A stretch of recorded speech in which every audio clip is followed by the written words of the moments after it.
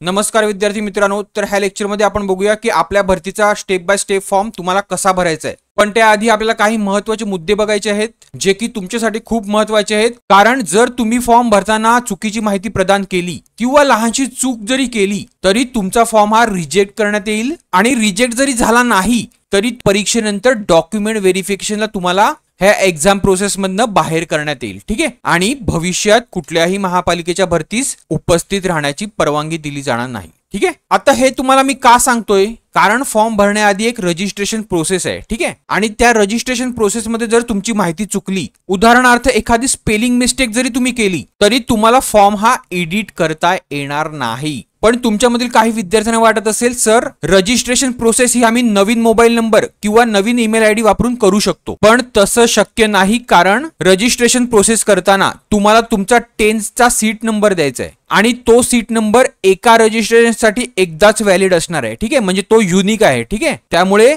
Even तुम्ही mobile number आणि email ID change केला तरी तुम्हाला पुन्हा परीक्षेसाठी रजिस्टर करता येणार नाही। ठीक आहे, पुढची महत्त्वाची गोष्ट आहे, जरी तुम्ही रजिस्ट्रेशन प्रोसेस व्यवस्थित पार केली आणि नंतर जो मेन फॉर्म येतो त्याच्यामध्ये जर तुम्ही काही चुकी केली आणि फॉर्म सबमिट केला तरी तुम्हाला फॉर्म हा नंतर पुन्हा एडिट करता येणार नाही आणि महापालिका शेवटच्या तारखेनंतर एडिट विंडो सुद्धा ओपन करत नाही। ठीक आहे, त्यामुळे मी इथे जे काही तुम्हाला सांगतोय ते व्यवस्थित लक्ष द्या आणि फॉर्म कसा भरायचा ती स्टेप बाय स्टेप प्रोसेस बघा आणि नंतरच फॉर्म भरा। कारण जी मागे बीएमसी आणि एनएमसी ची भरती झाली त्यामध्ये विद्यार्थ्यांनी फॉर्म भरण्यासाठी घाई केली आणि खूप साऱ्या चुका केल्या होत्या आणि नंतर माझ्या व्हिडिओच्या कमेंटमध्ये कमेंट केल्या होत्या किंवा क्वेरीज विचारल्या होत्या की सर मी ही चुकी केली तर फॉर्म पुन्हा एडिट करता येईल का। त्यामुळे ह्या चुका तुम्हाला करायच्या नाहीयेत, जेणेकरून तुम्हाला माझ्या कमेंटमध्ये येऊन अशा कमेंट करायची गरज भासणार नाही। ठीक आहे, तर आता कुठल्या महत्त्वाच्या सूचना आहेत, तर सगळ्यात महत्त्वाचा मुद्दा म्हणजे तुम्हाला व्हॅलिड मोबाईल नंबर आणि व्हॅलिड ईमेल आयडी हा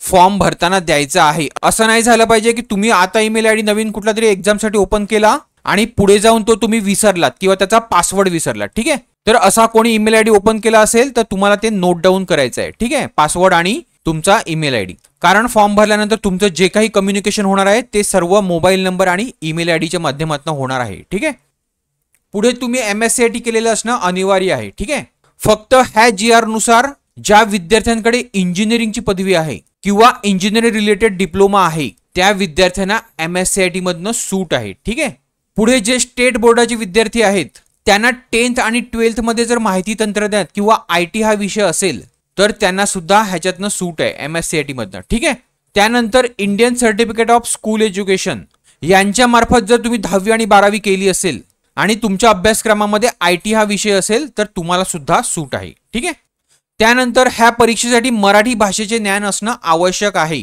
म्हणजे तुम्हाला मराठी लिहिता वाचता आणि बोलता आलं पाहिजे आणि जी तुम्ही पोस्ट भरत असाल त्या पोस्टच्या एज्युकेशनल क्वालिफिकेशन जे आहे तेवढं एज्युकेशन पूर्ण करण्यापर्यंत तुम्हाला मराठी हा विषय असला पाहिजे। ठीक आहे, आणि त्या संबंधीचा प्रूफ सुद्धा तुम्हाला जोडायचा आहे, जसा की 10th किंवा 12th चा रिझल्ट। ठीक आहे, पुढे जो अनुभवाचा तुमचा कालावधी असेल तो अर्ज स्वीकारण्याचा अंतिम दिनांक असेल। ठीक आहे, तर हे तुम्ही लक्षात घ्यायचं आहे। त्यानंतर जी तुम्ही महत्त्वाची डॉक्युमेंट्स इथे जोडाल ती तुमची फॉर्म भरतेवेळी व्हॅलिड असावीत आणि व्हॅलिड जर नसतील तर तुम्हाला डॉक्युमेंट व्हेरिफिकेशनला बाहेर करण्यात येईल। ठीक आहे, पुढे तुमच्यापैकी कोणी जर एकापेक्षा जास्त पदासाठी अर्ज करणार असाल तर तुम्हाला एकच रजिस्ट्रेशन करायचं आहे, पण फॉर्म तुम्हाला 2 भरायचे आहेत आणि दोन्ही फॉर्मसाठी किंवा दोन्ही पदासाठी स्वतंत्र परीक्षा शुल्क हे भरायचं आहे। ठीक आहे, तर ते कसं भरायचं आहे ते मी तुम्हाला पुढे सांगतो। ठीक आहे, पुढे त्यांनी असं सांगितलं आहे की जे तुमचं एज्युकेशनल क्वालिफिकेशन आहे त्या संदर्भात तुमच्या रिझल्टवर जी डेट आहे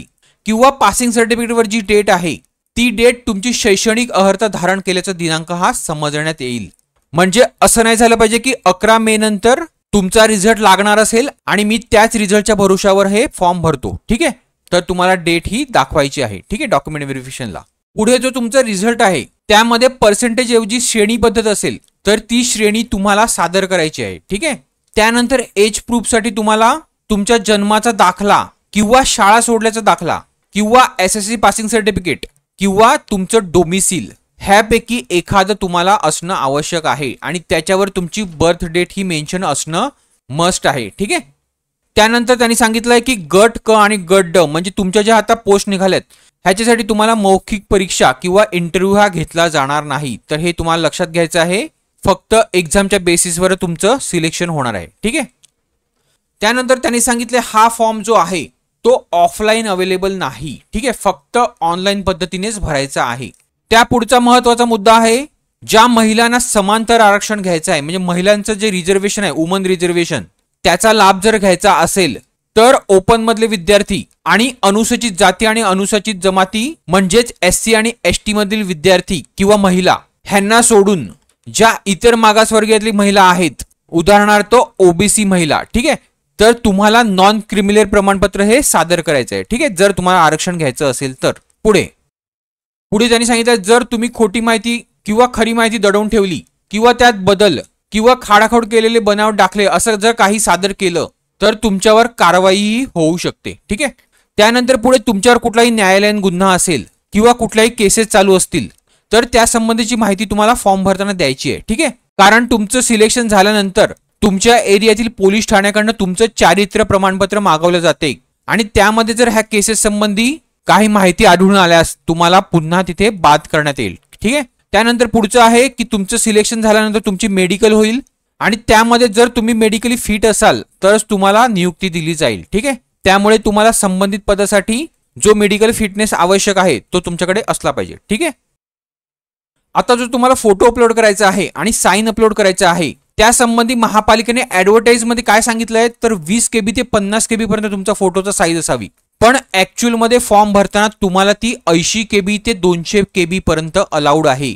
म्हणजे तुमचा फोटोची जी साईज आहे ती 80 KBच्या खालती नाही पाहिजे. ठीक आहे, तर हे त्यांनी चुकीचं दिलेलं आहे. त्यानंतर साईनच्या बाबतीत सुद्धा तसंच आहे. ठीक आहे, साईन सुद्धा तुमची 80 KB ते 200 KBच्या मध्ये पाहिजे. इथे सुद्धा त्यांनी ती साईनची साईज ही चुकीची दिलेली आहे. आता जी तुम्हाला साईन अपलोड करायची आहे ती तुम्हाला पांढऱ्या कागदावर काळ्या शाईनच्या पेनाने साईन करून ती अपलोड करायची आहे. ठीक आहे, फोटो आणि साईनची जी उभी आडवी साईज आहे ती दिलेली आहे. आता त्या फोटोची साईज जी 80 ते 200 KB दिलेली आहे आणि त्याचं उभं आडवं डायमेन्शन जे आपल्याला दिलेलं आहे तर ही साईज आणि हे डायमेन्शन तर हे तुम्ही ऑनलाईन सुद्धा करू शकता. ठीक आहे, तर कसं करायचं आहे तर गुगलवर तुम्हाला imagerisager.com टाकायचं आहे आणि ह्या वेबसाईटवर आल्यावर तुम्हाला इथे तुमचे जे इमेज असेल सेव्ह केलेलं ते सिलेक्ट करायचं आहे आणि नंतर जे तुमचं डायमेन्शन दिलेलं आहे ते इथे टाका आणि ज्या साईज मध्ये तुम्हाला फोटो करायचा आहे 80 ते 200 KB त्यामधली कुठलीही साईज इथे टाका आणि रिसाइज इमेजवर क्लिक करा. म्हणजे जो तुम्हाला फोटोची साईज आणि डायमेन्शन हवं आहे ते तुम्हाला भेटून जाईल. ठीक आहे, तसंच सेम तुम्ही साईनच्या बाबतीत सुद्धा करू शकता. ठीक आहे. पुढे आता बघूया खेळाडू आरक्षणाविषयी. तर तुमच्यापैकी ज्यांना स्पोर्ट्स रिझर्वेशन क्लेम करायचं असेल त्या विद्यार्थ्यांकडे संबंधित खेळाचं प्रावीण्य प्रमाणपत्र असलं पाहिजे आणि ते प्रावीण्य प्रमाणपत्र तुम्हाला अर्ज करायच्या आधी विभागीय उपसंचालकाकडे व्हेरिफिकेशनसाठी द्यायचं आहे. ठीक आहे, आणि ते व्हेरिफिकेशन दिल्यानंतरच तुम्हाला फॉर्म भरायचा आहे, अन्यथा तुम्हाला खेळाडू आरक्षणासाठी पात्र समजण्यात येणार नाही. तर तुम्हाला डॉक्युमेंट व्हेरिफिकेशनच्या वेळेला तुमचं हे प्रावीण्य प्रमाणपत्र आणि विभागीय उपसंचालकाने व्हेरिफिकेशन केल्याचा पुरावा किंवा अहवाल जेव्हा तुम्ही सादर कराल तेव्हाच तुम्हाला स्पोर्ट्स रिझर्वेशनसाठी कन्सिडर करण्यात येईल. ठीक आहे, किंवा तुमचा विचार करण्यात येईल. आता तुमच्याकडे एकापेक्षा जास्त खेळाची जे प्रमाणपत्र असतील तर तुम्ही एकाच वेळी सर्व खेळाची प्रावीण्य प्रमाणपत्रे हे व्हेरिफिकेशनसाठी उपसंचालक कार्यालयाकडे द्यायचं आहे. ठीक आहे. पुढे जे EWS कॅटेगरीमध्ये येतात त्यांनी शासनाच्या GR नुसार तुमचं जे प्रमाणपत्र आहे ते तुम्हाला सादर करायचं आहे. ठीक आहे, डॉक्युमेंट व्हेरिफिकेशनला, पण ते अर्ज सादर करण्याच्या आधीचं पाहिजे. ठीक आहे, त्या डेटच्या आधीचं पाहिजे. पुढे जे मागासवर्गीय उमेदवार आहेत त्यांच्या प्रवर्गासाठी जर एखादी जागा राखीव नसेल आणि त्याच पदासाठी जर ओपन जागा असेल तर तुमचा ह्या ओपन जागेसाठी विचार होईल. त्यामुळे जरी तुमचं जागा नसली तरी तुम्ही ते फॉर्म भरायचा आहे. ठीक आहे, पण फॉर्म भरताना तुम्हाला तुमची जी कास्ट आहे किंवा जो तुमचा प्रवर्ग आहे तो तुम्हाला फॉर्म मध्ये भरायचा आहे. ठीक आहे, जो आहे तो. त्यानंतर ज्या महिला उमेदवार आहेत त्यांच्या नावामध्ये जर काही बदल असेल म्हणजेच लग्नापूर्वीचं नाव आणि लग्नानंतरचं नाव तर त्या संदर्भात तुम्हाला विवाह नोंदणी दाखला आणि गॅझेट हे सादर करणं अनिवार्य राहील. ठीक आहे. पुढे तुम्हाला काही टेक्निकल किंवा तांत्रिक समस्या उद्भवल्यास तुम्हाला TCSच्या ह्या नंबरवर तुम्हाला हेल्पलाईनवर कॉल करायचा आहे. ठीक आहे. आणि जाहिरातीमध्ये काही डाऊट असेल तर तुम्ही नवी मुंबई महानगरपालिकेच्या सामान्य प्रशासन विभागाला ह्या हेल्पलाईनवर कॉल करून विचारू शकता किंवा तुम्ही तुमचा काहीही प्रॉब्लेम असेल तो मला ह्या व्हिडिओच्या कमेंट बॉक्समध्ये विचारू शकता. ठीक आहे, मी प्रत्येकाला उत्तर देणार आहे. समजलं? पुढे आता फॉर्म भरण्याआधी तुमच्याकडे कुठली कुठली डॉक्युमेंट्स ही रेडी पाहिजेत. तर सगळ्यात महत्त्वाचं शैक्षणिक अर्हतेबाबतची कागदपत्र म्हणजे तुमच्या सर्व सेमिस्टरचे रिझल्ट आणि तुमची डिग्री. ठीक आहे. त्यानंतर वयाचा पुरावा म्हणजे तुमचा जन्म दाखला किंवा लिव्हिंग सर्टिफिकेट किंवा डोमिसिल सर्टिफिकेट ज्याच्यावर तुमची बर्थ डेट ही मेन्शन असेल. ठीक आहे. त्यानंतर आर्थिकदृष्ट्या दुर्बल किंवा EWS कॅटेगरीमध्ये जर तुम्ही येत असाल तर त्या संबंधीचं तुमचं पुरावा. ठीक आहे. त्यानंतर रिझर्व कॅटेगरीमधून जे विद्यार्थी येत असतील तर तुमच्या कॅटेगरी संबंधित कास्ट सर्टिफिकेट. ठीक आहे. पण जे विद्यार्थी अनुसूचित जमाती किंवा ST कॅटेगरीतनं येत असतील त्यांना जात वैधता प्रमाणपत्र म्हणजे कास्ट व्हॅलिडिटी सर्टिफिकेट हे सुद्धा लागणार आहे. ठीक आहे. त्यापुढे वैध नॉन क्रिमिनल सर्टिफिकेट. तर हे नॉन क्रिमिनल सर्टिफिकेट सुद्धा तुमच्या जाहिरातीच्या शेवटच्या दिनांकापर्यंत व्हॅलिड पाहिजे. ठीक आहे. पुढे जे दिव्यांग व्यक्ती आहेत तर तुमचं जे सर्टिफिकेट असेल ते लावायचं आहे. पुढे माजी सैनिकांचं त्यांचं तुमचं सर्टिफिकेट असेल ते लावायचं आहे. त्यानंतर खेळाडू आरक्षणासाठी तुम्ही पात्र जर असाल तर तुमच्याकडे जे प्रावीण्य प्रमाणपत्र आणि त्याचं व्हेरिफिकेशन अहवाल तो असला पाहिजे. ठीक आहे. मी जे मागे सांगितलं. पुढे अनाथ आरक्षणासाठी सुद्धा तुमचं जे सर्टिफिकेट असेल ते तुमच्याकडे असलं पाहिजे. त्यानंतर अराखीव महिला, खेळाडू, दिव्यांग, माजी सैनिक, अनाथ आरक्षणाचा दावा जर असेल तर तुम्हाला डोमिसिल सर्टिफिकेट. ठीक आहे. ते सुद्धा लावायचं आहे. त्यानंतर विवाह स्त्रियांच्या नावात बदल झाल्याचा पुरावा. त्यानंतर मराठी भाषे ज्ञान असल्याचा पुरावा जो मी तुम्हाला सांगितला. त्यानंतर लहान कुटुंबाचे प्रतिज्ञापत्र. तर हे असते लहान कुटुंबाचं प्रतिज्ञापत्र. तर हे प्रतिज्ञापत्र तुम्हाला भरायचं आहे आणि तुमची इथे दिनांक टाकायची आहे जी की असेल तुमची फॉर्म भरण्याच्या आधीची तारीख. ठीक आहे. आणि तुम्हाला इथे साईन करायचे आहे. ठीक आहे. तर हे जे लहान कुटुंबाचं प्रमाणपत्र आहे हे जर तुम्हाला हवं असेल तर हे मी आपल्या अकॅडमीच्या टेलिग्राम चॅनलवर टाकेल. तर जर तुम्ही अजून टेलिग्राम चॅनल जॉईन केलं नसेल तर ते आत्ताच जॉईन करा. ठीक आहे. ह्याची लिंक जी आहे टेलिग्रामची ती मी डिस्क्रिप्शन बॉक्समध्ये देतो.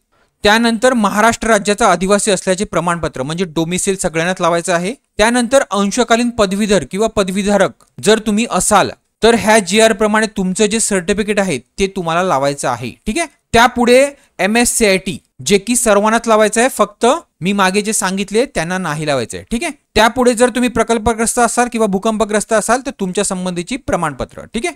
आता स्टेप बाय स्टेप फॉर्म कसा भरायचा आहे ते बघण्याआधी जर तुम्हाला माझ्या एका वर्षाच्या करंट अफेअरच्या नोट्स हव्या असतील ज्या की इंग्लिशमध्ये आहेत तर ह्या तुम्हाला मार्च 2024 ते फेब्रुवारी 2024 पर्यंत आता भेटतील. पण ह्याच किमतीमध्ये तुमची एक्झाम होईपर्यंत जेवढे पण तुमचे महिने होतील त्या महिन्याच्या तुम्हाला करंट अफेअर्स ह्या मी PDF च्या रूपामध्ये तुम्हाला देणार आहे. ठीक आहे. प्लस 100+ TCS चे वेगवेगळे एक्झामचे पेपर जे की तुमच्या मराठी आणि इंग्लिश सेक्शनसाठी उपयुक्त असणार आहेत ते तुम्हाला ह्याच्या सोबतच फ्री भेटणार आहेत. ठीक आहे. त्यानंतर ज्यांनी JEE सिव्हिलसाठी फॉर्म भरला असेल त्यांना वेगवेगळे MNC चे आणि PWD म्हाडाचे पेपर जे आहेत टेक्निकलचे ते सुद्धा तुम्हाला ह्याच्या सोबतच फ्री भेटणार आहेत. आणि प्लस जेव्हा नागपूर महानगरपालिकेचे माझ्याकडे पेपर येतील ज्युनियर इंजिनियर एक्झामचे ते सुद्धा मी तुम्हाला पाठवेल. ठीक आहे. आता ज्यांना NMC नर्ससाठी टेक्निकलचे पेपर हवे असतील तर ते माझ्याकडे आता उपलब्ध नाहीत. पण आत्ताच झालेले नागपूर महानगरपालिकेचे जे पेपर आहेत NMC नर्सचे ते जेव्हा माझ्याकडे येतील तेव्हा ते तुम्हाला मी टेक्निकल सेक्शनमध्ये नर्ससाठी देईल. ठीक आहे. तर जर तुम्हाला ह्या नोट्स हव्या असतील तर तुम्हाला त्या 149 मध्ये भेटतील. आणि हा QR कोड स्कॅन करून तुम्हाला मला पैसे सेंड करायचे आहेत आणि ह्या नंबरवर तुम्हाला जो तुमचा ट्रान्झॅक्शन ID असेल त्याचा स्क्रीनशॉट ह्या नंबरवर पाठवायचा आहे. ठीक आहे. मग मी तुम्हाला PDF च्या रूपामध्ये त्या करंट अफेअरच्या नोट्स आणि जे पेपर असतील ते देईल. ठीक आहे. आता खूप विद्यार्थ्यांना मराठीमध्ये नोट्स हव्या असतील पण त्या सध्या माझ्याकडे अवेलेबल नाहीत. पण मी त्याच्यावर काम करत आहे. जर त्या अवेलेबल झाल्या तर मी तुम्हाला व्हिडिओच्या माध्यमातून सांगेल. ठीक आहे. तर चला आता बघूया तुम्हाला स्टेप बाय स्टेप कसा फॉर्म भरायचा आहे. तर सगळ्यात आधी तुम्ही इथे क्लिक करा. त्यानंतर तुम्हाला हा मेसेज पॉपअप होईल तो क्लोज करा. पुढे आय अग्री वर क्लिक करा. नंतर तुमचा मेन फॉर्म ओपन होईल. तर इथे तुमचं नाव, तुमचं मधलं नाव आणि तुमचं इथे आडनाव, पुढे इथे वडिलांचं नाव आणि आईचं नाव जे तुम्हाला 10वीच्या रिझल्टवर आहे तेच टाकायचं आहे. ठीक आहे. तर व्यवस्थित स्पेलिंग वगैरे बघून ते तुम्ही टाका. ठीक आहे. पुढे जर तुमच्या नावामध्ये चेंज झाला असेल तर यस करा, अदरवाईज नो करा. पुढे तुमची इथे बर्थ डेट टाका आणि मग बर्थ डेट टाकल्यावर तुम्हाला इथे तुमचं वय दिसेल. ठीक आहे. पुढे इथे तुमचं जेंडर सिलेक्ट करा, मेल आहे का फिमेल आहे का ट्रान्सजेंडर आहे. ठीक आहे. त्यानंतर इथे तुमचा जो चालू नंबर असेल तो द्या. ठीक आहे. आणि तोच नंबर परत इथे टाकून तो कन्फर्म करा. पुढे तुमच्याकडे जर अल्टरनेट नंबर असेल तर तो इथे टाका आणि नंतर तुमचा इथे तुम्हाला ईमेल ID टाकायचा आहे तोच तुम्हाला इथे परत कन्फर्म करायचा. ठीक आहे. आता मेल ID सुद्धा मी मागे सांगितल्याप्रमाणे चालू असावा आणि त्या अकाउंटचा तुम्हाला ऍक्सेस असावा. ठीक आहे. किंवा जर नवीन ओपन केला असेल तर त्याचा आयडी आणि पासवर्ड तुम्हाला तिथे नोट करायचा आहे. ठीक आहे. पुढे तुम्हाला इथे 10वीचा सीट नंबर टाकायचा आहे. तर सीट नंबर टाकताना जे पण कॅरेक्टर आहे पुढे ई किंवा एस किंवा जे पण असेल ते पण टाकायचं आहे आणि तुमचा तो नंबर. पुढे तुमचं जी पासिंग डेट किंवा पासिंग इयर आहे ते इथे तुम्हाला टाकायचं आहे. ठीक आहे. त्यानंतर आपल्याला एक्झाम सेंटर प्रिफरन्स द्यायचा आहे. जो तुमचा जवळचं एक्झाम सेंटर असेल ते इथे टाका. त्यानंतर त्याच्या जवळचं असेल ते इथे टाका आणि त्यानंतर त्याच्याहून जवळचं असेल ते इथे टाका. ठीक आहे. पुढे तुम्हाला हा चेकबॉक्स हा चेक करायचा आहे आणि जनरेट ओटीपी वर क्लिक करायचं आहे. ठीक आहे. म्हणजे तुमचा ओटीपी जनरेट होईल जो की तुमच्या ईमेलवर आणि मेसेजवर तुम्हाला पाठवण्यात येईल. ठीक आहे. तर तो ओटीपी इथे फिल करा आणि ओटीपी व्हॅलिड करून तुम्ही इथे आय अग्री जो चेकबॉक्स आहे हा चेक करायचा आहे आणि नंतर हा जो कॅप्चा आहे तो इथे फिल करा. कॅप्चा फिल केल्यानंतर तुम्ही जी आतापर्यंत इन्फॉर्मेशन भरली आहे रजिस्ट्रेशनसाठी ती तुम्हाला परत रिव्हेरीफाय करायची आहे. ठीक आहे. तर आता जी तुमची इन्फॉर्मेशन आहे ती व्यवस्थित एक स्पेलिंग न स्पेलिंग चेक करा. ठीक आहे. आणि जर ती इन्फॉर्मेशन तुमची बरोबर असेल तर हे सगळे चेकबॉक्स हे चेक करत चला. ठीक आहे. आणि चेकबॉक्स चेक केल्यानंतर तुम्हाला इथे रिव्हेरीफाय वर क्लिक करायचं आहे. मग तो तुम्हाला हा मेसेज देईल की तुम्हाला पुढे जायचं आहे का परत तुम्हाला एडिट करायचं आहे. ठीक आहे. जर एडिट करायचं असेल तर नो वर क्लिक करा आणि जर ही इन्फॉर्मेशन बरोबर असेल तर तिकडे तुम्ही यस क्लिक करू शकता आणि फॉर्म सबमिट करा. आता सबमिट झाल्यावर तुमचा रजिस्ट्रेशन नंबर तयार होईल आणि पासवर्ड तयार होईल. ठीक आहे. ह्याच्यानंतर तुम्ही कुठलीही इन्फॉर्मेशन ह्याच्यामध्ये चेंज करू शकणार नाही. त्यामुळे रिव्हेरीफायची जी प्रोसेस आहे ती व्यवस्थित एकदा चेक करूनच सबमिट करायची आहे. ठीक आहे. पुढे तुमचा जो रजिस्ट्रेशन नंबर आहे आणि पासवर्ड जो आहे तो तुम्हाला मेसेजमध्ये आणि ईमेलवर आला असेल. ठीक आहे. तर तो तुम्ही व्यवस्थित सेव्ह करून ठेवा किंवा एखाद्या नोटबुकवर नोट करून ठेवा. ठीक आहे. तर हा जो मेसेज आहे तो इथे क्लोज करा. मग तुम्हाला तुमची जी इन्फॉर्मेशन आहे ती दिसेल. ठीक आहे. रजिस्ट्रेशन वाली. आता तुम्हाला पर्टिक्युलर पोस्टसाठी अप्लाय करायचं आहे म्हणून इथे अप्लाय पोस्टवर क्लिक करा आणि नंतर click here to apply post ह्याच्यावर क्लिक करा. आता तुमचा मेन फॉर्म ओपन होईल. तर मेन फॉर्म ओपन झाल्यानंतर हा चेकबॉक्स तुम्हाला चेक करायचा आहे आणि तुमची जी पोस्ट आहे ती इथून तुम्हाला सिलेक्ट करायची आहे. ठीक आहे. तर ह्याच्यामध्ये जी तुम्हाला पोस्ट अप्लाय करायची आहे ती सिलेक्ट करा. मग त्या पोस्ट रिलेटेड पोस्ट कोड असेल आणि ऍडव्हर्टाइज नंबर असेल आणि ऍडव्हर्टाइज डेट असेल ती तुम्हाला बाय डिफॉल्ट इथे दिसून येईल. ठीक आहे. पुढे जी तुम्ही आतापर्यंत माहिती भरलाय ती सुद्धा तुम्हाला बाय डिफॉल्ट इथे दिसून जाईल. तर ती परत एकदा चेक करा. ठीक आहे. त्यानंतर तुम्हाला तुमची वैवाहिक तपशील द्यायचा आहे म्हणजेच मॅरिटल स्टेटस. तर तुम्ही मॅरिड आहात का अनमॅरिड आहात का डायव्होर्स आहात का दुसरं काही आहे ते तुम्ही इथे व्यवस्थित सिलेक्ट करून टाका. फक्त जर अनमॅरिड असाल तर तुम्हाला हे दोन ऑप्शन दिसणार नाहीत आणि बाकी जर तुम्ही मॅरिड किंवा डायव्होर्स जे पण असाल तर तुम्हाला इथे तुमच्या लग्नाची तारीख आणि तुमचे जे अपत्य आहेत त्यांची इथे संख्या टाकायची आहे. ठीक आहे. पुढे तुम्हाला जे एक्झाम सेंटर तुम्ही भरले आहेत ते तुम्हाला बाय डिफॉल्ट इथे दिसतील. आता तुम्हाला तुमच्या डोमेसिल बद्दल इन्फॉर्मेशन टाकायची आहे. तर सगळ्यात आधी तुमचं राष्ट्रीयत्व इंडियन सिलेक्ट करा. त्यानंतर तुमचं महाराष्ट्राचा जर तुम्ही रहिवासी असाल तर यस करा आणि नंतर इथे जी तुम्ही डोमेसिल देणारी तुमची ऑथॉरिटी असेल डोमेसियल बर्थ सर्टिफिकेट किंवा स्कूल लिव्हिंग सर्टिफिकेट ज्याबद्दल आधी आपण बोललो आहे. ठीक आहे. तर ह्याच्यापैकी जे पण असेल ते सर्टिफिकेट तुम्हाला इश्यू करणाऱ्या प्राधिकरणाचं तुम्हाला इथे नाव टाकायचं आहे. ठीक आहे. पुढे तुम्हाला ते सर्टिफिकेट इश्यू होण्याची तुमची डेट टाकायची आहे आणि त्या सर्टिफिकेटचा इथे नंबर टाकायचा आहे. पुढे जे विद्यार्थी मागासवर्गीय कॅटेगरीमध्ये येत असतील तुम्हाला इथे तुमच्या कास्ट बद्दल इन्फॉर्मेशन द्यायची आहे. तर सगळ्यात आधी इथे क्लिक करा. जर तुम्ही ओपन असाल तर ओपन सिलेक्ट करा. अदरवाईज तुमची जी कास्ट असेल ती इथे सिलेक्ट करा. आता तुम्ही जर एखाद्या कास्टचे विद्यार्थी असाल आणि जर फॉर्म तुम्हाला ओपन मधून भरायचा असेल तरी सुद्धा तुम्हाला कास्ट बद्दल जे पण डिटेल असेल कास्ट सर्टिफिकेट बद्दल ते तुम्हाला इथे द्यायचं आहे. ठीक आहे. तर तुमच्या इथे कास्ट सर्टिफिकेट इश्यू करणाऱ्या ऑथॉरिटीचं किंवा प्राधिकरणाचं इथे तुम्हाला नाव टाकायचं आहे. पुढे इथे कास्ट सर्टिफिकेट इश्यू होण्याची तारीख टाकायची आहे आणि इथे तुमच्या कास्ट सर्टिफिकेटचा नंबर आणि जर तुमच्याकडे कास्ट व्हॅलिडिटी सर्टिफिकेट असेल तर त्याची सुद्धा इथे तुम्ही डेट टाका. ठीक आहे. पुढे आता ज्या विद्यार्थ्यांना नॉन क्रिमिनल आवश्यक आहे जे की ऍडव्हर्टाइजच्या लास्ट डेट पर्यंत व्हॅलिड असेल तुमचं सर्टिफिकेट इश्यू होण्याची ऑथॉरिटीचं नाव टाकायचं आहे. ठीक आहे. आणि नंतर इश्यू होण्याची तुमची तारीख टाका आणि नंतर त्या सर्टिफिकेटचा सिरियल नंबर टाका. ठीक आहे. आता तुमच्या नॉन क्रिमिनलवर 3 डेट असतात. ठीक आहे. तर कुठली डेट इथे तुम्हाला टाकायची आहे तर तुमची जी ऑथॉरिटी आहे जेव्हा ती साइन करते त्या साइनच्या खाली एक डेट असते. ठीक आहे. तर ती डेट तुम्हाला इथे फिल करायची आहे. ठीक आहे. पुढे तुम्हाला जर एखादी अंगावर आयडेंटिफिकेशन मार्क असेल तर तो तुम्हाला इथे टाकायचा आहे. ठीक आहे. आता जर असेल तर व्यवस्थित टाका कारण पुढे आयडेंटिफिकेशनसाठी हे उपयोगाचं असते. ठीक आहे. आता पुढे तुम्हाला तुमच्याकडे जर PAN card driving licence voter ID passport आणि बँक पासबुक ठीक आहे ह्याच्यामध्ये जे पण असेल त्यापुढे तुम्हाला यस सिलेक्ट करायचं आहे आणि त्याच्याबद्दलची जी इन्फॉर्मेशन आहे तुम्हाला पुढे टाकायची आहे. ठीक आहे. तर जर पॅन कार्ड असेल तर पॅन कार्डचा नंबर आणि पॅन कार्डवरचं नाव तुम्हाला इथे टाकायचं आहे. पुढे ड्रायव्हिंग लायसन जर असेल तर तुमच्या ड्रायव्हिंग लायसनचा नंबर तुमच्या ड्रायव्हिंग लायसनवरचं नाव तुम्हाला ड्रायव्हिंग लायसन इश्यू करणाऱ्या ऑथॉरिटीचं नाव म्हणजेच महाराष्ट्र मोटर व्हेकल डिपार्टमेंट जर महाराष्ट्र मोटर व्हेकल डिपार्टमेंटने तुम्हाला ते इश्यू केलं असेल तर आणि तुमची डेट ऑफ इश्यू आणि तुमच्या ड्रायव्हिंग लायसनची वैधता किंवा व्हॅलिडिटी. पुढे इथे तुम्हाला तुमच्या ड्रायव्हिंग लायसन्सचा जे प्रकार आहे, उदाहरणार्थ LMV जर लाईट मोटर व्हेकल असेल ते तुम्ही तुमच्या ड्रायव्हिंग लायसन्सवर बघा आणि ते फिल करा. ठीक आहे. आता ह्याच्यासाठी तुम्हाला ड्रायव्हिंग लायसन्स हे जे आहे ते स्मार्ट कार्ड टाईपचं असलं पाहिजे. ठीक आहे. जर तुमच्याकडे जुन्या टाईपचं जर काही ड्रायव्हिंग लायसन्स असेल किंवा लर्निंग ड्रायव्हिंग लायसन्स असेल तर त्याच्याबद्दल तुम्हाला इन्फॉर्मेशन इथे फिल नाही करायची. ठीक आहे. मग तुम्ही इथे नो करा. त्यानंतर वोटर आयडी, वोटर आयडीच्या संबंधित तुमचा जो आयडी क्रमांक आहे तो इथे टाका आणि वोटर आयडी वरलं नाव इथे टाका. ठीक आहे. पुढे जर तुमच्याकडे पासपोर्ट असेल तर तुम्ही यस करा, अदरवाईज नो करा. तर इथे तुमचा पासपोर्ट नंबर, पासपोर्टवरील नाव, पासपोर्ट भेटल्याचं ठिकाण आणि पासपोर्ट इश्यू होण्याची डेट आणि पासपोर्टची मुदत संपण्याची डेट ही तुम्हाला इथे टाकायची आहे. ठीक आहे. आणि शेवटी तुमचे बँक डिटेल्स आहेत ते तुम्हाला इथे फिल करायचे आहेत. तुमच्या अकाउंटचं नाव, तुमच्या बँकेचं नाव आणि बँकेचा खाते नंबर. ठीक आहे. आता इथे जी इन्फॉर्मेशन तुम्ही फिल कराल, उदाहरणार्थ तुमच्याकडे जर एखादा पासपोर्ट असेल पण तरी सुद्धा तुम्ही इथे नाही सिलेक्ट केलं तर तुम्ही खोटी इन्फॉर्मेशन प्रोव्हाइड करत आहात. ठीक आहे. कारण गव्हर्नमेंटकडे तुमचा सगळा डेटा असतो, जेवढे पण तुमच्याकडे डॉक्युमेंट्स आहेत त्यांचा. ठीक आहे. तर तुम्ही इथे काहीच खोटं टाकायचं नाहीये आणि जी पण इन्फॉर्मेशन टाकाल त्याचे जे स्पेलिंग्स आहेत ते तुम्ही व्यवस्थित चेक करा. ठीक आहे. पुढे हे फिल केल्यानंतर तुम्हाला इथे हा चेकबॉक्स चेक करायचा आहे आणि चेकबॉक्स चेक केल्यानंतर सेव्ह अँड नेक्स्ट करा. ठीक आहे. पुढे आता तुम्हाला इथे तुमचे ऍडिशनल डिटेल्स टाकायचे आहेत. तर जर तुम्ही NMMC चे परमनंट कर्मचारी असाल तर इथे यस करा, अदरवाईज नो करा. कंत्राटी कर्मचारी असाल तर यस करा, अदरवाईज नो करा. पुढे तुम्ही 1991च्या जनगणनेचे कर्मचारी जर असाल तर यस करा, अदरवाईज नो करा. पुढे तुम्ही 1994 नंतर निवडणुकीचे जर कर्मचारी असाल तर यस करा, अदरवाईज नो करा. त्यानंतर पुढे जर तुम्ही आत्महत्याग्रस्त शेतकऱ्याचा मुलगा किंवा मुलगी असाल तर यस करा, अदरवाईज नो करा. त्यापुढे जर तुम्ही गव्हर्नमेंटचे एम्प्लॉईज असाल म्हणजे स्टेट गव्हर्नमेंट, स्थानिक स्वराज्य संस्था, सेंट्रल गव्हर्नमेंट किंवा सेमी गव्हर्नमेंट. ठीक आहे. तर ह्याच्यामधलं काही असाल तर यस करा, अदरवाईज नो करा. पुढे प्रोजेक्ट अफेक्टेड असाल तर यस करा, अदरवाईज नो करा.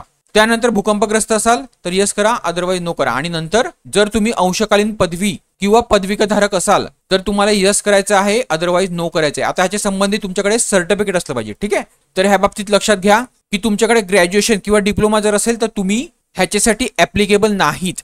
जर तुम्ही ह्याच्यासाठी ऍप्लिकेशन केलं असेल अंशकालीन उमेदवारासाठी, तुमच्याकडे त्याचं सर्टिफिकेट असेल तरच तुम्ही त्याच्यासाठी इकडे एस करण्यासाठी ऍप्लिकेबल आहात. ठीक आहे. तर सर्वांनी इथे करायचं नाहीये यस. ठीक आहे. पुढे तुम्ही माजी सैनिक जर असाल तर यस करा, अदरवाईज नो करा. त्यानंतर तुम्ही दिव्यांग माजी सैनिक किंवा शहीद माजी सैनिक ह्यांचे पाल्य असाल तर तुम्हाला इथे यस करायचं आहे, अदरवाईज नो करायचं आहे. ठीक आहे. पुढे जर तुम्ही स्पोर्ट्स पर्सन असाल तर यस करा, अदरवाईज नो करा.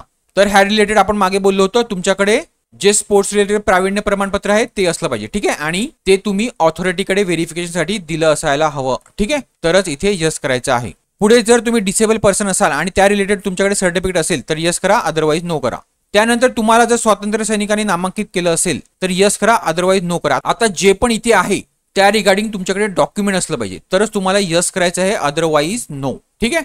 पुढे तर आता जर तुम्ही यस केलं असेल तर तुम्हाला इथे तुमची ती इन्फॉर्मेशन टाकायची आहे. इथे तुमच्या त्या प्राधिकरणाचं नाव, ज्याने तुम्हाला सर्टिफिकेट इश्यू केलंय ते सर्टिफिकेट इश्यू होण्याची डेट आणि त्या सर्टिफिकेटचा सिरियल नंबर. ठीक आहे. तर हे तुम्ही व्यवस्थित फिल करा. फक्त ज्यांनी स्पोर्ट्स रिझर्वेशन साठी यस केलं आहे त्यांना ही एक्स्ट्रा इन्फॉर्मेशन फक्त भरायची आहे. ठीक आहे. आता हे सर्व फिल केल्यानंतर तुमच्यावर जर कुठली FIR असेल किंवा एखादी क्रिमिनल केस रजिस्टर असेल तर त्या FIR चा तुम्हाला नंबर इथे टाकायचा आहे. ठीक आहे. पुढे त्याची डेट टाका आणि त्यासंबंधी पोलीस स्टेशनचं तुम्हाला इथे नाव टाकायचं आहे. ठीक आहे. आता इथे तुमची FIR ओपन आहे का क्लोज आहे ते टाका. त्यानंतर तुम्हाला जर एखाद्या गुन्हेगारी प्रकरणामध्ये ताब्यात घेतलं असेल तर यस करा, अदरवाईज नो करा. पुढे तुमच्यावर एखादा फौजदारी खटला कोर्टात चालला असेल आणि तुम्हाला कोर्टाने दोषी ठरवलं असेल किंवा निर्दोष ठरवलं असेल तर तुम्हाला यस करायचं आहे, अदरवाईज नो करा. पुढे तुम्ही जर एखाद्या फौजदारी प्रक्रियेच्या सुरक्षेच्या कारवाई अंतर्गत जर शांतता आणि चांगली वर्तणूक ठेवण्यासाठी तुम्ही एखादा बॉन्ड लिहिला असेल किंवा बॉन्ड लिहून दिला असेल तर यस करा, अदरवाईज नो करा. त्यानंतर तुमच्यावर जर शाळा, महाविद्यालय किंवा विद्यापीठाकडनं एखादी अनुचित वर्तणुकीबाबत कारवाई झाली असेल तर तुम्हाला इथे यस करायचं आहे, अदरवाईज नो करा. पुढे तुमच्यावर भारतातील कुठल्याही न्यायालयामध्ये जर फौजदारी कारवाई चालू असेल तर यस करा, अदरवाईज नो करा. आणि नंतर तुम्ही जर गव्हर्नमेंटचे एम्प्लॉई असाल आणि तुमच्यावर डिपार्टमेंटल चौकशी जर चालू असेल तर यस करा, अदरवाईज नो करा. आता ही जी इन्फॉर्मेशन आहे ती तुम्हाला करेक्ट फिल करायची आहे. ठीक आहे. जर तुमच्यावर केसेस वगैरे असतील तर यस करा, अदरवाईज नो करा. ठीक आहे. कारण का तर मी मागे सांगितल्याप्रमाणे तुमचं पोलीस व्हेरिफिकेशन होते. ठीक आहे. आणि त्याच्यामध्ये तुम्ही खोटी माहिती द्यायची नाहीये. ठीक आहे. पुढे आता हे झाल्यानंतर तुम्हाला इथे सेव्ह अँड नेक्स्ट वर क्लिक करायचं आहे आणि नंतर इथे तुम्हाला कम्युनिकेशन डिटेल्स टाकायचे. ठीक आहे. आता तुमचा जो पण पत्रव्यवहाराचा ऍड्रेस असेल तो तुम्हाला इथे टाकायचा आहे. ठीक आहे. आणि जो तुमचा परमनंट ऍड्रेस असेल तोही तुम्हाला इथे टाकायचा आहे. पण दोन्ही जर सेम असेल तर तुम्ही इथे दोन्हीसाठी यस करा, म्हणजे वरती जे तुम्ही लिहाल तेच इथे कॉपी होईल. तर हा जो ऍड्रेस आहे तो मी सांगतो शक्यतो तुमच्या आधार कार्डवर जो असेल तोच तुम्हाला टाकायचा आहे. ठीक आहे, तर हे फिल केल्यानंतर तुम्हाला परत सेव्ह अँड नेक्स्ट वर क्लिक करायचं आहे. तर आता तुम्हाला इथे तुमच्या क्वालिफिकेशन आणि एक्सपिरियन्स विषय टाकायचे आहे. तर सगळ्यात आधी तुम्हाला मराठी लँग्वेज येते का, तर तुम्हाला इथे यस टाकायचं आहे. त्यानंतर तुमच्या 10वीचे डिटेल्स इथे टाकायचे आहे. ठीक आहे, तुमचं इथे पासिंग बोर्ड जे आहे ते तुम्हाला इथे सिलेक्ट करायचं आहे. तर इथे महाराष्ट्र स्टेट बोर्ड हे डिफॉल्ट दिलेलं आहे. ठीक आहे, तर ते तुम्ही क्लिक करा जे असेल ते. त्यानंतर तुमच्या शाळेचं नाव जे की तुम्हाला पूर्ण टाकायचं आहे, शॉर्ट फॉर्म नाही. ठीक आहे, आणि तुम्हाला इथे तुमची जी टक्केवारी आहे 10ची ती पर्सेंटेज मध्ये आहे, सीजीपीए मध्ये आहे का ग्रेड मध्ये आहे ते तुम्हाला इथे टाकायचं आहे. ठीक आहे, जर पर्सेंटेज मध्ये असेल तर तुम्हाला इथे प्राप्त गुण टाकायचे आहेत आणि जास्तीत जास्त गुण जे आहेत परीक्षेला ते टाकायचे आहेत. मग तुमची जी गुणाची टक्केवारी आहे ती तुम्हाला इथे बाय डिफॉल्ट दिसेल आणि तुम्हाला जे पासिंग मंथ आणि पासिंग इयर जे असेल ते तुम्हाला इथे बाय डिफॉल्ट दिसेल. ठीक आहे, पण इथे जर तुमचा सीजीपीए असेल तर तुमचा जो सीजीपीए आहे तो किती आहे आणि तुमचे जे टोटल सीजीपीए आहेत ते किती आहेत ते इथे तुम्हाला टाकायचे आहेत. ठीक आहे, पुढे जो मल्टिप्लाइंग फॅक्टर आहे तो जर तुमच्या युनिव्हर्सिटीने दिलेला असेल तर तो तुम्हाला इथे टाकायचा आहे. ठीक आहे, पण जर तुमच्या युनिव्हर्सिटीकडे मल्टिप्लाइंग फॅक्टर संबंधित एक्झाम विषय दिलेला नसेल तर तुम्हाला इथे 100 ने गुणाकार करायचा आहे. ठीक आहे, म्हणजे 100 टाकायचं आहे, म्हणजे आपोआप तुम्हाला इथे पर्सेंटेज दिसून येतील आणि तुमचं पासिंग इयर जे असेल ते तुम्हाला इथे दिसेल. ठीक आहे, पुढे तुम्हाला 12वीचे डिटेल्स टाकायचे आहे. सेम तसंच तुमच्या बोर्डचं नाव, तुमच्या कॉलेजचं नाव, तुमचे गुण पर्सेंटेज मध्ये आहे, सीजीपीए मध्ये आहे का ग्रेड मध्ये आहे आणि जे आपण वरती बघितलं ते. ठीक आहे, त्यानंतर तुम्हाला डिप्लोमाचे डिटेल्स द्यायचे आहेत जर तुम्ही केला असेल तर, आणि पुढे ग्रॅज्युएशनचे डिटेल्स द्यायचे आहेत. ठीक आहे, तर ग्रॅज्युएशनच्या डिटेल्स मध्ये सुद्धा सेम मी मगाशी सांगितल्याप्रमाणेच की जर सीजीपीए असेल तर तुमची जी युनिव्हर्सिटी आहे तिने जर सीजीपीए विषय तुमच्या रिझल्टवर मेन्शन केलं असेल की काय तुमचा मल्टिप्लाइंग फॅक्टर आहे तर तो तुम्हाला तिथे व्यवस्थित टाकायचा आहे. ठीक आहे, पण जर नसेल तर मग ते 100 यूज करा. ठीक आहे, आता ज्या पोस्टसाठी टायपिंग रिक्वायर आहे त्यांना तुम्हाला इथे टायपिंगसाठी यस करायचं आहे. म्हणजे इंग्लिश टायपिंगसाठी इथे यस करा आणि नंतर मराठी टायपिंगसाठी इथे यस करा. ठीक आहे, तर इंग्लिश टायपिंगसाठी तुम्हाला 40 वर्ड पर मिनिट आणि मराठी टायपिंगसाठी 30 वर्ड पर मिनिट हे रिक्वायर आहे. ठीक आहे, हे सर्टिफिकेट तुमच्याकडे असणं रिक्वायर आहे. आणि परत सर्टिफिकेशनचं तुमचं जी डेट आहे ती तुमची फॉर्म भरण्याच्या आधीची डेट पाहिजे. ठीक आहे, नंतरची नको. आता ज्या पोस्टला एक्सपिरियन्स रिक्वायर आहे त्याने तुमच्या ऑर्गनायझेशनचं नाव टाकायचं आहे. तुम्ही कुठल्या डिपार्टमेंटसाठी काम केलं आहे ते इथे सिलेक्ट करायचं आहे. पुढे तुमची जी सर्व्हिस किंवा ड्युटी चालू झाली ती डेट टाकायची आहे आणि तुमच्या सर्व्हिस समाप्तीची तारीख इथे ती टाकायची आहे. ठीक आहे, म्हणजे तुमचा टोटल जो अनुभव आहे तो इथे दिसेल. पुढे जर तुमच्याकडे एक्स्ट्रा अनुभव असेल तर तुम्ही ऍड न्यू रो हे सिलेक्ट करून परत सेम तुमच्या दुसऱ्या ऑर्गनायझेशनचं नाव आणि त्याच्याबद्दल जी इन्फॉर्मेशन असेल ती टाकायची आहे. ठीक आहे, म्हणजे तुम्हाला इथे जो तुमचा टोटल एक्सपिरियन्स आहे तो इथे तुम्हाला दिसेल. ठीक आहे, आणि नंतर तुम्हाला इथे सेव्ह आणि नेक्स्ट वर क्लिक करायचं आहे. ठीक आहे, पुढे आता सगळ्यात महत्वाची स्टेप म्हणजे डॉक्युमेंट जे अपलोड करायचे आहेत ते. तर मी मागे सांगितल्याप्रमाणे तुमचा जो फोटो आहे तो तुम्हाला 80 ते 200 KB पर्यंत पाहिजे. ठीक आहे, आणि त्याचे जे डायमेन्शन आहेत ते 4.5 सेंटीमीटर ते 3.5 सेंटीमीटर विड्थ असला पाहिजे आणि तो फोटो जेपीजी किंवा जेपीजी फॉर्मॅटमध्येच असला पाहिजे. ठीक आहे, तर हे जर असेल तर तुम्हाला इथे क्लिक टू अपलोड वर क्लिक करायचं आहे आणि नंतर अपलोड फोटोग्राफवर क्लिक करायचं आहे. ठीक आहे, आता इथे तुम्हाला 2 फोटोग्राफ टाकायचे आहेत. एक तर जो तुमचा फोटोग्राफ तुम्ही स्कॅन केला आहे तो आणि एक फोटोग्राफ तुम्हाला लाईव्ह कॅप्चर करायचा आहे. ठीक आहे, तर सगळ्यात आधी तुम्ही इथे क्लिक करून तुमचा जो फोटोग्राफ आहे ज्याचा बॅकग्राऊंड व्हाईट आहे तो इथे अपलोड करायचा आहे. ठीक आहे, त्यानंतर कॅप्चर फोटोग्राफरवर क्लिक करून आणि इथे नंतर क्लिक करून तुम्हाला तुमचा फोटोग्राफ हा कॅप्चर करायचा आहे. आता कॅप्चर करताना तुमचं जे बॅकग्राऊंड असेल ते प्लेन बॅकग्राऊंड असेल आणि तुमचं जे फेस असेल ते फोटोमध्ये सरळ बघणारं असेल. तर त्याबद्दल इन्फॉर्मेशन आहे ती इथे दिलेली आहे, ती तुम्ही वाचा.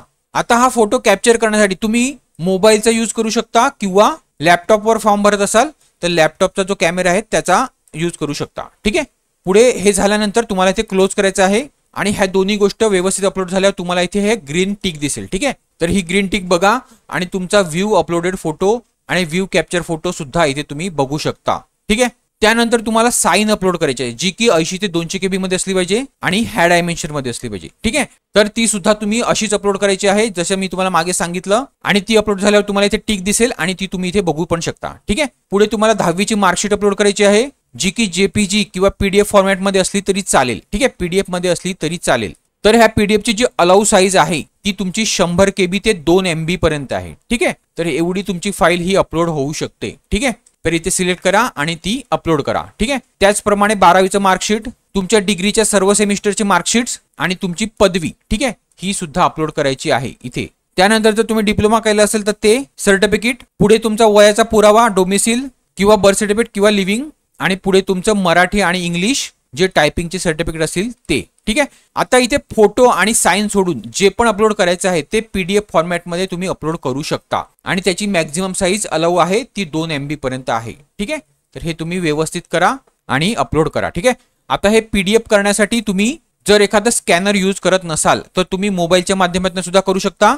तुम्हाला Adobe स्कॅन हे ऍप्लिकेशन इन्स्टॉल करायचं आहे मोबाईलमध्ये आणि त्याच्या थ्रू हे स्कॅन करायचं आहे. ठीक आहे. आता ह्या व्यतिरिक्त तुम्हाला दुसरा कुठला पर्याय माहिती असेल तर तो सुद्धा तुम्ही यूज करून तुमची PDF ही तयार करू शकता.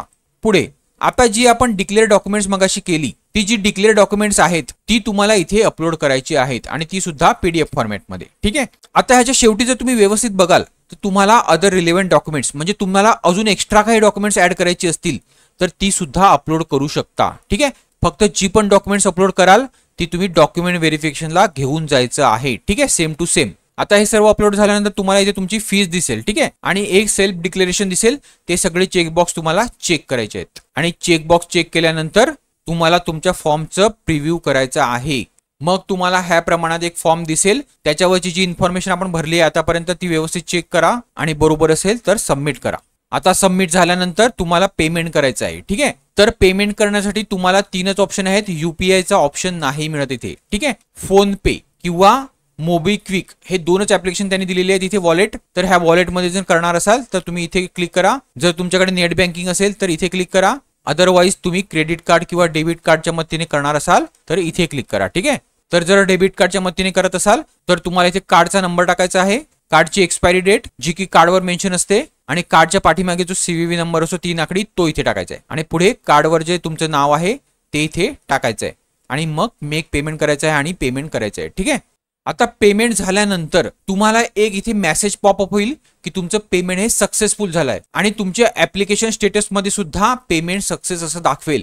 हे जर दाखवत असेल तर तुम्हाला तुमच्या ऍप्लिकेशनची ही प्रिंट घ्यायची आहे किंवा तुमचं ऍप्लिकेशन तुम्ही इथे सेव्ह ॲज अ PDF करून सेव्ह सुद्धा करू शकता आणि नंतर प्रिंट घेऊ शकता. तर हे सर्वांनी सेव्ह आणि प्रिंट घ्यायची आहे कारण नंतर 11 मे नंतर ही जेव्हा विंडो बंद होईल त्यानंतर तुम्हाला प्रिंट किंवा काही ऍप्लिकेशन तुम्हाला भेटणार नाही. ठीक आहे. तर ती आताच घेऊन ठेवा. आता ऍप्लिकेशनची प्रिंट घेतल्यानंतर किंवा सेव्ह केल्यानंतर तुम्हाला पेमेंट स्लिप्सची प्रिंट सुद्धा घ्यायची आहे किंवा पेमेंट स्लिप आहे ती तुम्हाला सेव्ह करायची आहे. ठीक आहे. तर ती अशा प्रकारे पेमेंट स्लिप असते ती तुम्ही सेव्ह करून ठेवा.